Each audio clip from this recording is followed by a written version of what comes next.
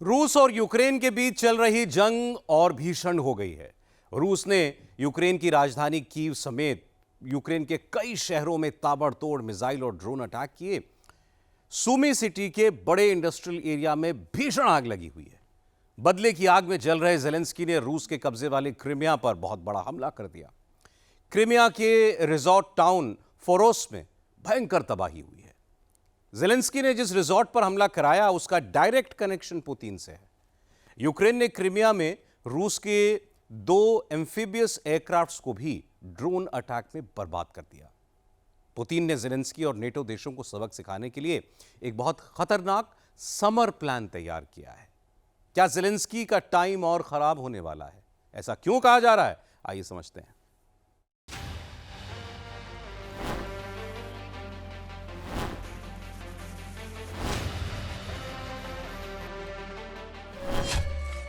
Ukraine जल रहा है। पुतिन आग से खेल रहे हैं।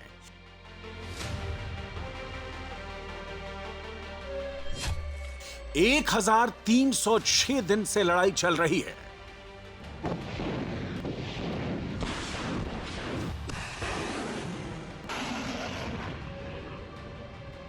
अब ज़ेलेंस्की को सरेंडर करना होगा या नाटो और अमेरिका को युद्ध क्षेत्र में खुलकर आना होगा।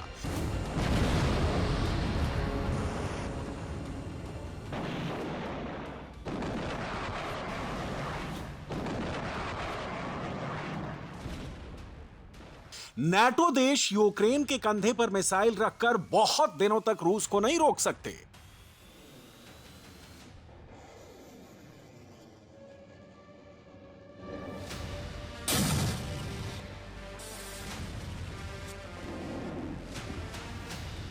जब युद्ध शुरू हुआ था, पुतिन सिर्फ वो हिस्सा कब्जाना चाहते थे जहां रूसी आबादी ज्यादा है। अब पुतिन को कीव पर कब्जा करना है, पूरे यूक्रेन को रूस में मिलाना है। यूरोप और अमेरिका के जो नेता पुतिन के इस बात को हल्के में ले रहे थे, उन्हें यूक्रेन से आई इन तस्वीरों को ध्यान से देखना चाहिए। आग के लपटों में यूक्रेन की फैक्ट्रियां जल रही हैं। पुतिन भस्मासुर बन चुके हैं। रूस अब ऐसे बम चला रहा है जो सब जलाकर राख कर दे रहे हैं। पहले ऐसे हमलों के लिए रूस फाइटर जेट का इस्तेमाल कर रहा था। अब ड्रोन में हैवी एक्सप्लोसिव बम लगाकर यूक्रेन को भस्म किया जा रहा है। यह यूक्रेन का सुमी सिटी है। यहां से यूक्रेन की सेना को हथियारों की सप्लाई हो रही थी। रूस ने टारगेट लॉक किया और रात में ड्रोन अटैक कर उस पूरे अड्डे को ही जला दिया। पुतिन की अग्निवर्षा से डरे जेलेंस्की ने फिर ट्रंप से गुहार लगाई है, युद्ध रोकने की अपील की है, रूस से लड़ने के लिए और हथियार मांगे हैं। जेलेंस्की फिर अमेरिका जा रहे हैं, जहां ट्रंप से मुलाकात करेंगे। पुतिन इन सबसे बेफिक्र हैं। रूस रात में हवाई हमले कर रहा है, ड्रोन अटैक कर रहा है। दिन में उसकी सेनाएं यूक्रेन के हिस्से पर कब्जा करने के लिए आगे बढ़ रही हैं। रूस ने 21 सितंबर को जेलेंस्की के 9 शहरों पर तबाही मचाई थी। 22 को यूक्रेन के 3 प्रांतों में पुतिन का कहर बरपा। सबसे ज्यादा तबाही जापोरिजिया, सुमी और राजधानी कीव में हुई।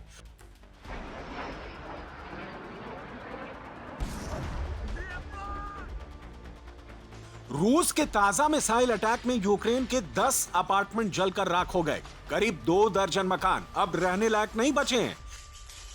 पुतिन ने दूसरा फ्रंट भी नाटो के खिलाफ खोल दिया है। पहले एस्टोनिया के आसमान पर रूसी जहाजों ने उड़ान भरी। अब रूसी स्पाई प्लेन ने नाटो देशों में हड़कंप मचा दिया है। बाल्टिक सागर के ऊपर पुतिन लगातार नाटो का इम्तिहान ले रहे हैं। पुतिन को उलझाने के लिए नाटो देशों ने क्रीमिया का फ्रंट खुलवा दिया है। जेलेंस्की ने 24 घंटे में क्रीमिया पर 2 बड़े हमले बोले हैं। पहला हमला क्रीमिया के फोरोस रिसोर्ट पर और दूसरा हमला क्रीमिया के समंदर पर रूस के एम्फीबियंस एयरक्राफ्ट्स पर। जिस फोरोस रिसोर्ट पर जेलेंस्की की आर्मी ने ड्रोन अटैक किया है, वहां रूस के वीवीआईपी लोग ठहरते हैं। सीक्रेट सर्विस के एजेंट आते जाते हैं। बड़े बड़े बिजनेसमैन बड़ी बड़ी डील करते हैं। यूक्रेन ने क्रीमिया के जिस फोरोस रिसोर्ट पर हमला बोला है, वहां से पुतिन का भी खास कनेक्शन है। रूस के राष्ट्रपति पुतिन यहां कई बार आ चुके हैं। रूस के फेडरल सिक्योरिटी सर्विस के लोग भी इस रिसोर्ट में अक्सर आते जाते रहते हैं।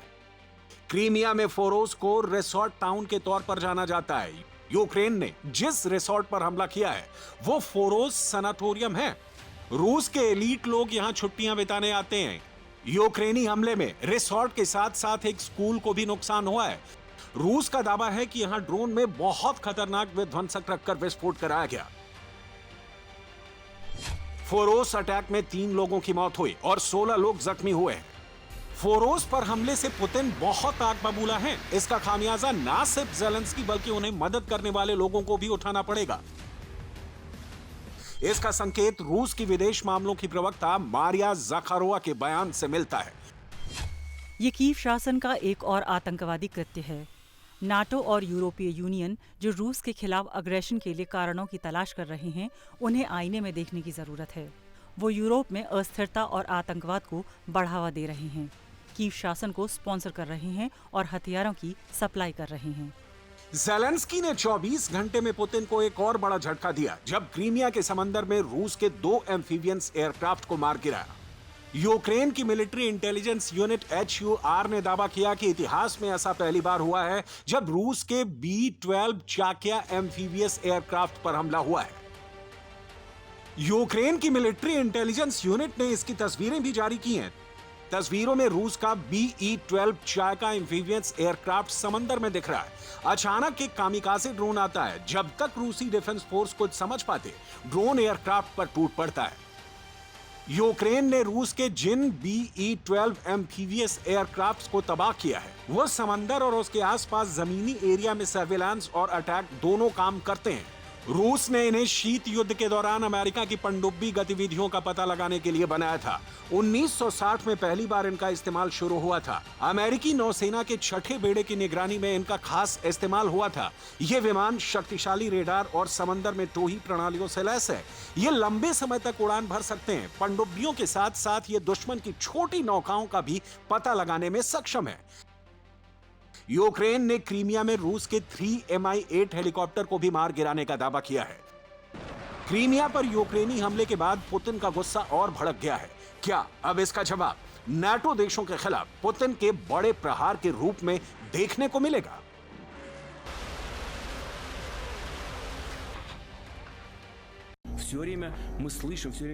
आपको क्या लगता है कि आप क्या है? हम बस यही सुनते हैं, आपको अवश्य करना होगा। हम आपको चेतावनी दे रहे हैं, तुम किसके समान हो? वे स्पष्ट रूप से अपना स्थल भूल गए हैं। अब समय आ गया है कि हम उन्हें याद दिलाएं।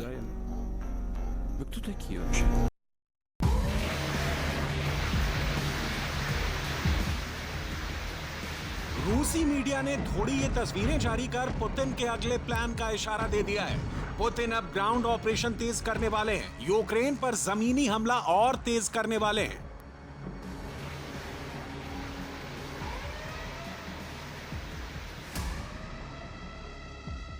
नाटो के लिए यह पुतिन के प्रोपेगेंडा वॉर का हिस्सा हो सकता है। अमेरिका के institute for the study of war ने एक ऐसी रिपोर्ट छापी है जिससे पुतिन के दुश्मनों की टेंशन बहुत बढ़ने वाली है।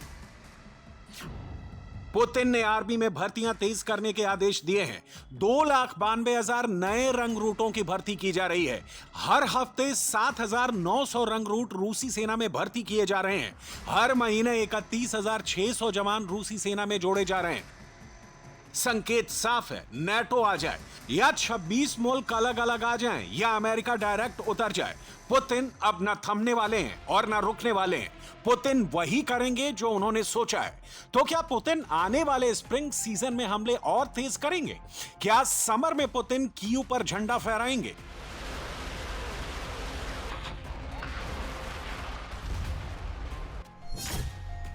वॉर रिसर्च ने जो नक्शा अभी जारी किया है उसके मुताबिक Odesa, Kherson, Melitopol, Mariupol, Donetsk, Luhansk, Kharkiv और सुमी के बड़े हिस्से पुतिन के कब्जे में हैं। 11 जगहों पर रूस यूक्रेन के बीच सीधी जंग चल रही है। पुतिन इसी समर में इस जंग को खत्म करना चाहते हैं। इसीलिए बड़ी तादाद में रूसी सेना में नए रंग रूट भर्ती किए जा रहे हैं। हालांकि ज़ेलेंस्की दावा कर रहे हैं कि उनकी सेना रूस को पीछे धकेल रही है और वो बड़े एरिया को वापस ले चुके हैं। ऑपरेशन की शुरुआत के बाद से हमारे सैनिकों ने 160 वर्ग किलोमीटर क्षेत्र को मुक्त करा लिया है। 170 वर्ग किलोमीटर से अधिक क्षेत्र से रूसी सैनिकों को खदेड़ दिया गया है। हमने अपने एक्सचेंज फंड को काफी हद तक फिर से भर दिया है। हमारे पास पहले से ही लगभग 100 रूसी कैदी हैं और आने वाले हैं। इस दिशा में 7 बस्तियों को पहले ही मुक्त करा लिया गया है और 9 अन्य को भी रूसी उपस्थिति में मुक्त करा लिया गया है। ज़ेलेंस्की के दावों को उनकी सेना के ही अधिकारी झूठा बता रहे हैं। यूक्रेन के पास सैनिकों की सख्त कमी हो चुकी है। इसका प्रमाण ये वीडियो है जिसमें यूक्रेन के सैनिक दावा कर रहे हैं कि वो फ्रंट पर लड़ रहे अपने सैनिकों को हथियार और रसद टाइम पर नहीं पहुंचा पा रहे हैं क्योंकि रास्ते में रूसी सेना बड़े बड़े अटैक कर उन्हें नष्ट कर दे रही है। रूसी हमलों से बचने और यूक्रेन की सेना अब बैटरी और रिमोट से चलने वाले छोटे वाहनों में सप्लाई भेज रही है। इन्हें रोबोटिक ग्राउंड मशीन कहा जाता है। इसमें टाइम ज्यादा लगता है, मोर्चे तक सामान कम पहुंच पाता है, लेकिन सेना को अपने जवानों का नुकसान नहीं उठाना पड़ता है। इसके लिए यूक्रेन ने छोटे छोटे कमांड एंड कंट्रोल सेंटर बनाए हैं जहां से 2 सैनिक इन गाड़ियों को ऑपरेट कर सकते हैं। युद्ध में लॉजिस्टिक्स पहुंचाना बहुत कठिन हो गया है, इसलिए इस रेडियो कंट्रोल कॉम्प्लेक्स का बहुत धन्यवाद, जहां से हम अपनी पोजीशन तक सामान पहुंचा पा रहे हैं। ये सैनिकों की जान बचाता है। जिन्हें पहले कार से या फिर पैदल सामान ले जाना पड़ता था, ये उन सैनिकों की जगह लेता है।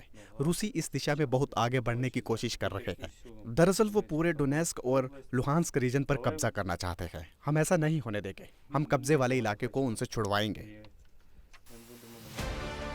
ज़ेलेंस्की की सेना को यह आइडिया सेकेंड वर्ल्ड वॉर से आया है, जब जर्मनी की सेना हथियार और रसद पहुंचाने के लिए वायर गाइडेड छोटे टैंक का इस्तेमाल करती थी।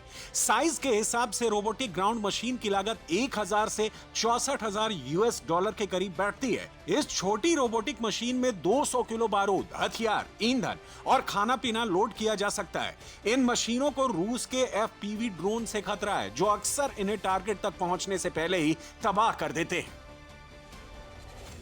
ज़ेलेंस्की युद्ध में बने रहने के लिए अब रूस की ऑयल सप्लाई चेन को तबाह करने में लगे हैं। बीते 3 दिन में यूक्रेन ने रूस के Samara oil refinery, Saint Petersburg की किरिशी ऑयल रिफाइनरी को टारगेट किया है।